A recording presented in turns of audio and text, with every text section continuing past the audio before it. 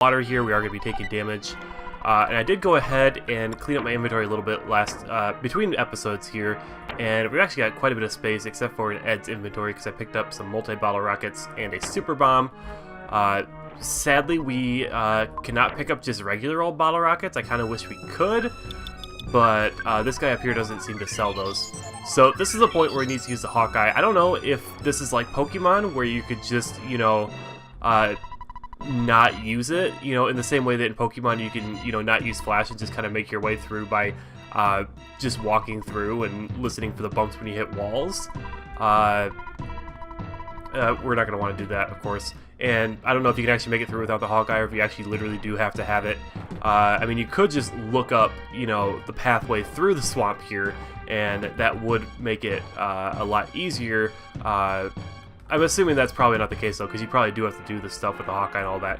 And here's a couple monsters that are probably going to be new to us, I believe. The Hard Crocodile and the Zap Eel. The Hard Crocodile, of course, being a reskin of the crocodile enemy we fought before. I don't remember the name of it, but of course we do have a decent amount of PSI, and we do also have a PSI caramel, so let's just go ahead and go all out with those PSI attacks and hopefully knock these guys out pretty quick. Electrical shock attack, if that hits, yep, perfect, knocked it back. I think it's Katie that has the Franklin badge there, so always a nice thing to have. Make sure you always have that in somebody's inventory. That's not something you ever want to get rid of.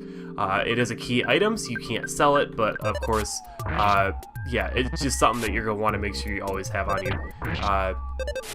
And our physical attacks be enough to finish it off. It looks like yes. And of course, more level ups. And, ooh, healing gamma, which, you know, I'm not really sure which levels of healing do which stuff, so I'll probably end up using the highest level of healing a lot of the times, unless it's something I already know for sure which one you need to use. Like, you know, Sunstroke is, I think, fine with healing alpha, but otherwise I might just go for the more powerful healing spell, just to be sure we're not wasting PSI on one that's too weak to even do enough.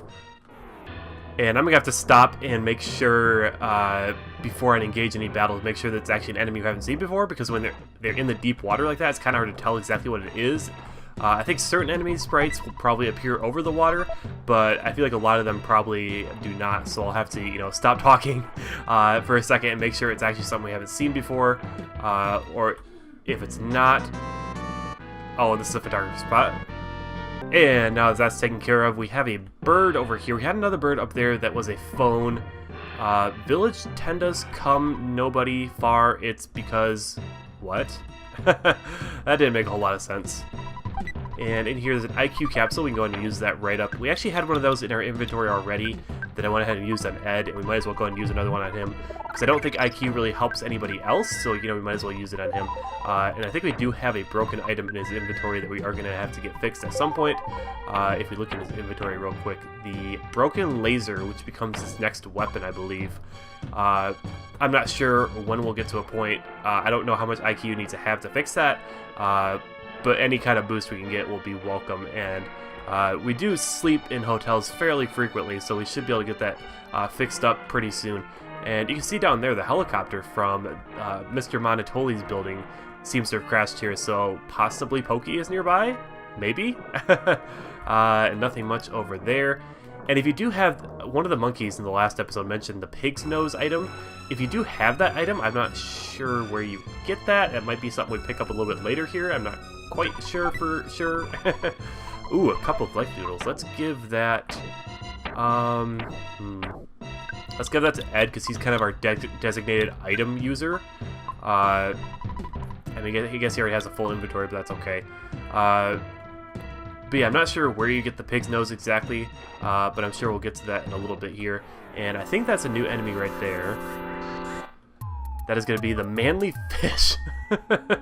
That's interesting. Let's just go ahead and go all out with the PSI attacks like usual.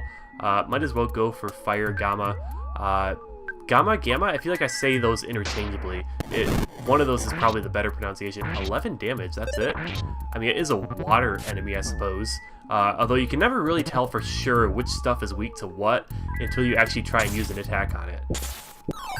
Like, I can't really tell you for sure that all the enemies that, you know, live in the water are going to be weak to, you know, fire-type PSI. Because you just can't be sure, you know? Because obviously the crocodile there is taking decent damage from it, but the manly fish is really not taking much at all. Luckily, though, it's not doing too much damage here. Hopefully, I'm not sure exactly how far away it is, but pretty soon here we will be able to get Life Up Omega, which actually lets you heal your entire party all at once, which of course does take a whole lot more PSI, but it is very, very useful. So that might not be till a little bit closer to the end game there, but that is something I'm looking forward to getting here pretty... I don't know, I'd say pretty soon. We are getting closer to the end of the game here. There's a couple more enemies we might be able to sneak around. Do want to keep an eye on our health because we are taking damage here. We still look good. Make sure you're high enough that you can get into a fight if you need to. Oh, and this is the even slimier little pile. So that's an interesting enemy name. Let's just go for regular old bash with Ben. PSI freeze, see how much that does, and just shoot it. Although I think I remember this thing being kind of resistant to freeze. No, maybe not. Okay, that was pretty easy then. For some reason I was thinking that maybe it was kind of resistant to freeze, but that must have been a different enemy I was thinking of.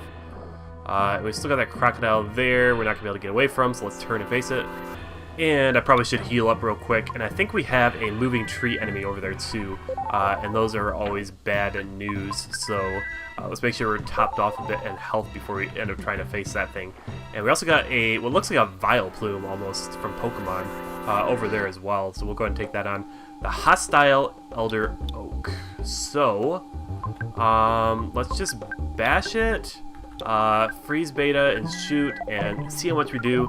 And of course, once we kill it, we do want to make sure that we scroll through that text super fast. Oh, and it does a lot of damage too. So let's make sure we heal that off. Go for another freeze. This alpha this time should be fine. But yeah, I don't want to waste that cup of life noodles just yet.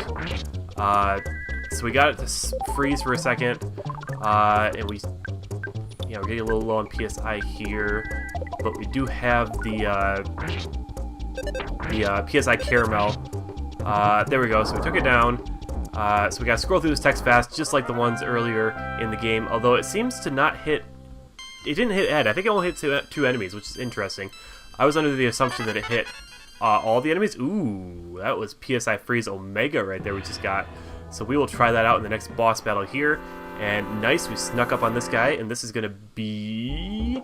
the Demonic Petunia. That's an interesting enemy name. Let's go ahead and...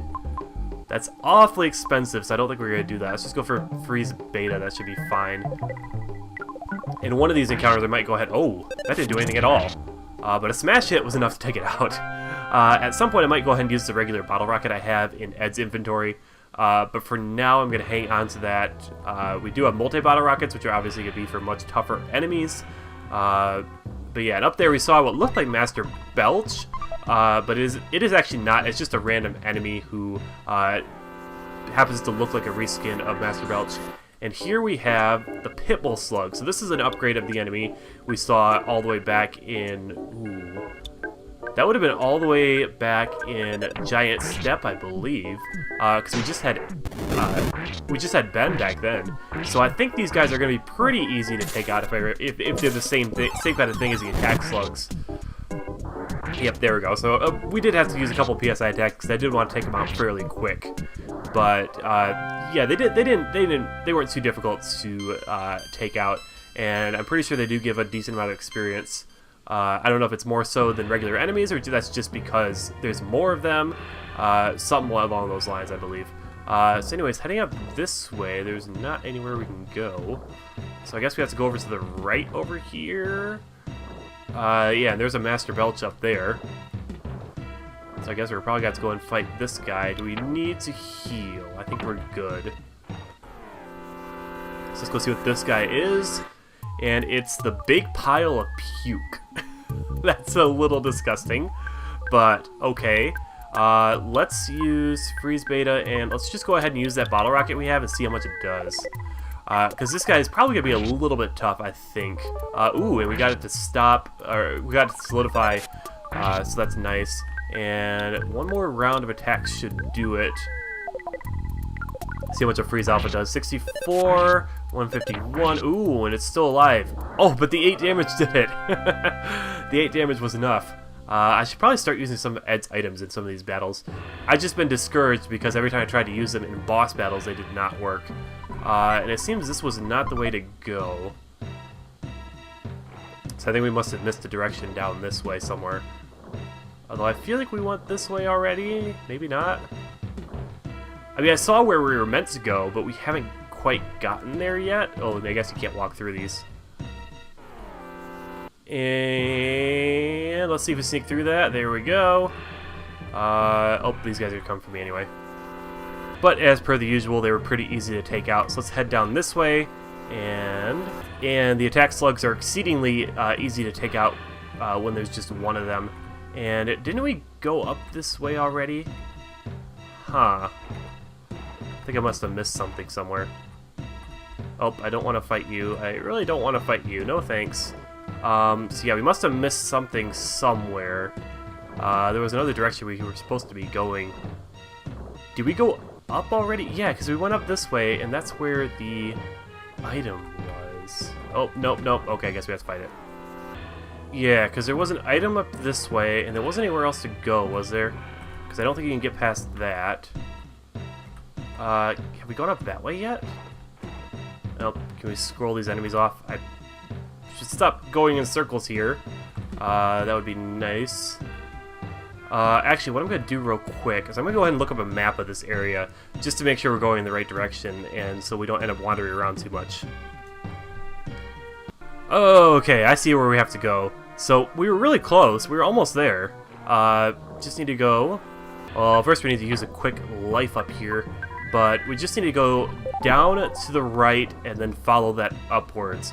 My mistake was I thought we needed to keep going in the leftward direction. I didn't realize that we're going to have to go down this way. Like, I felt like this was the way we had come from or something like that. But there we see what looks like Master Belch, except he's a different color in the overworld. And if we go ahead and, well, let's first of all make sure we're topped off on health. We go ahead and use that pizza. I think pizza will go ahead and heal. I guess it only heals one party member. Let's use it on ourselves. It didn't taste very good. Well, yeah, putting salt on pizza does not taste very good, I don't think.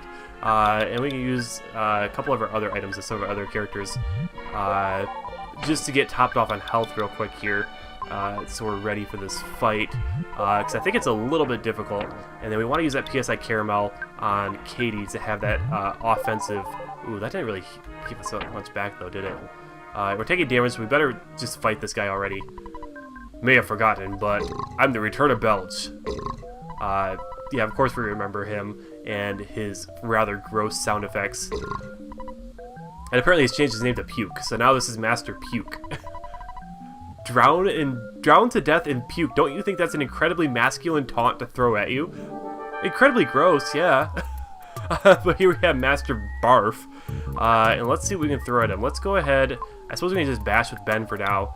Conserve that PSI for when we need it. Definitely don't want to go all out with the PSI freezes because we don't have that much PSI to use. And then we're going to rely on... Oops, what did I just use there? I didn't use what I meant to use. I'll tell you that much. Luckily, we got a free turn here because we got him to freeze. We've been getting a lot of luck with that. The slime generator is not going to work on him. He's a pile of slime himself. And let's go for another freeze because that seemed to do a decent amount. And let's watch what we're doing. Get the multi-bottle rocket out, which I believe would hit multiple enemies if there were multiple enemies in the field. But they're not... Oh, but now there is. There's an even slimier pile behind him. So I think this should hit that one too. Ooh, wow. Okay, so Ollie just showed up to help us out. But with the amount of damage that multi-bottle rocket did, we probably didn't need him. And he goes ahead and throws his PSI Starstorm, which is his new ability he just learned at Master Barf. This is kind of supposed to be kind of a, like, he swoops in to save the day. But obviously it seems like we had that handled. I mean, considering we had another multi-bottle rocket, and I'm assuming Master Barf, or Master Puke, or whatever his name is, probably couldn't have handled 2 of those. That would have been a little much. There we go, a whole bunch of stat increases for everybody, and now we are back to having 4 party members. No dialogue there to say, hey, it's me, I'm back, like, did you miss me? It just kind of shows up and wrecks faces, and now we're back together. But he does end up much later in the game. Well, actually, I wouldn't say much later, because we are, like I said a couple times before, we're getting a little bit closer to the end of the game. But in a little bit here, he's going to get taken away again. Which is kind of annoying because you get him so late into the game in the first place, but then you end up losing him a couple times too, so he's like your most inconsistent party member. But even further into the game, he does end up getting taken away to learn an even more powerful version of PSI Starstorm, and I don't mind spoiling that because it's really not a story-based spoiler. I'm just kind of informing you of what kind of abilities we're going to be getting later on. I don't think that really counts as a spoiler.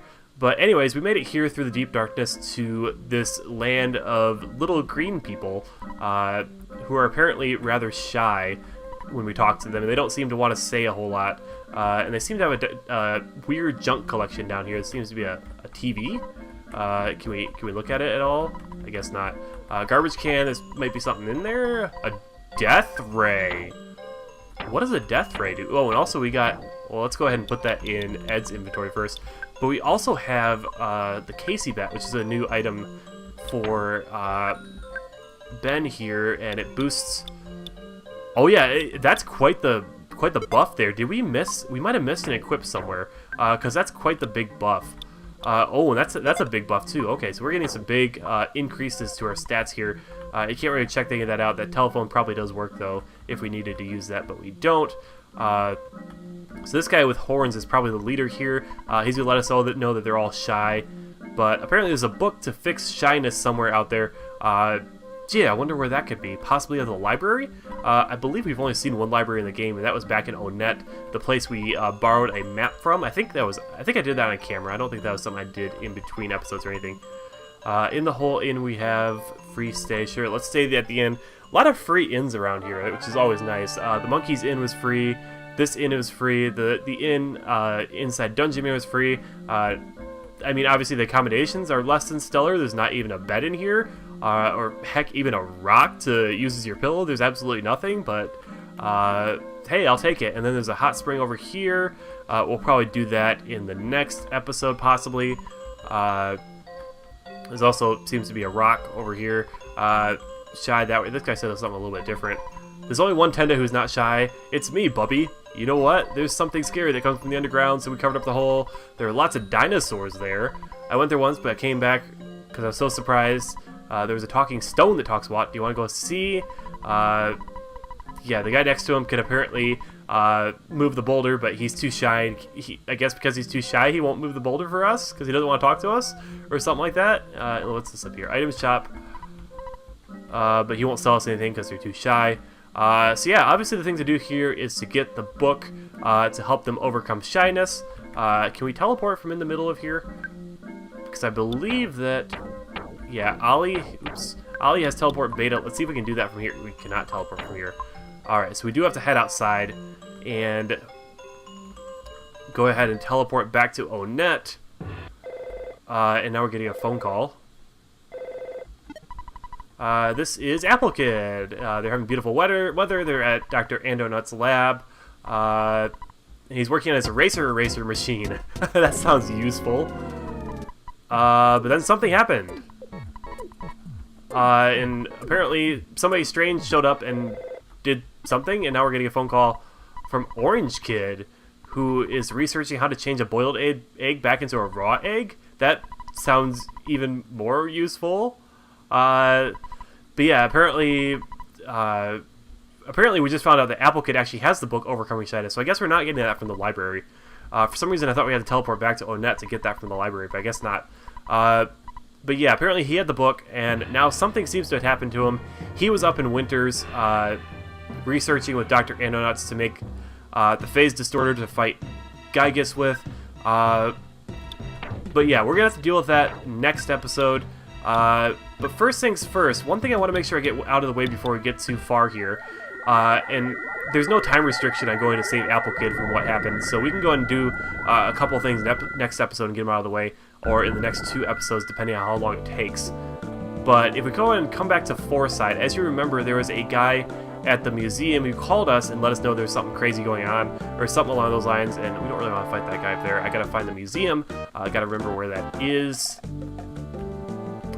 Somewhere around here. But yeah, so we got a couple of your sanctuary locations that I want to make sure to get out of the way before we get too much further, because there is one here, and there's also one up in Dalam, which is where Ali is from. So we gotta teleport, because Ali has been there. We can get back up there.